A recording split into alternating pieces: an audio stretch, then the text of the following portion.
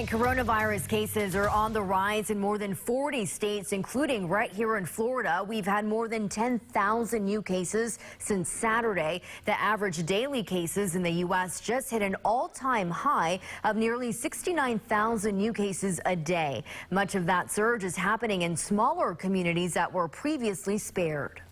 I think there's an increasingly high level of fatigue, Gabe, especially in the rural parts of the country, because we were told back in May and June how bad it was going to be, and it never came. Well, now it's here.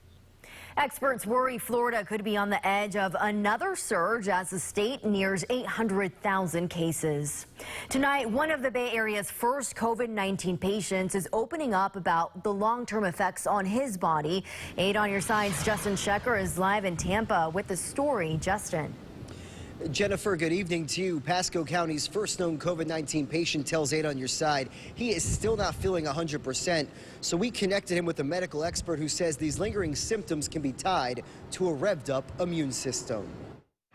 I would wake up and it felt like I got hit by a car. It's been more than 7 months since Gene De La Sala contracted coronavirus. You know, I do go to my gym 3 times a week. I do wear a mask. I've heard of people getting secondary infections of this or getting reoccurring infections, and so far I haven't experienced that. But in a joint interview with infectious disease specialist Dr. John Green from Moffitt Cancer Center, he described his lingering symptoms. I do wake up a lot fatigued. I definitely have more body aches than I did a year ago. Dr. Green tells 8 on your side those are the 2 most common long-term side effects in COVID-19 patients, followed by shortness of breath and difficulty concentrating. It's not from the virus still in your body. It's actually your immune system is still in the repair mode, and it's causing some of this inflammation. Dr. Green says other long-haul symptoms can be the inability to exercise, headaches, and trouble sleeping. I do have the memory fog too. Like I just attributed that to not sleeping enough because I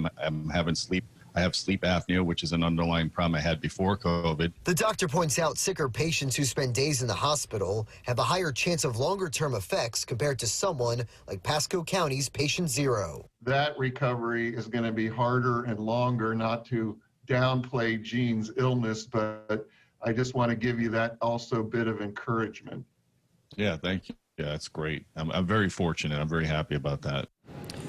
And doctors say these lingering potential problems just add to why it's important for everyone to do their part to help slow the spread of the virus. And that means hand washing, wearing a mask, and avoiding large crowds.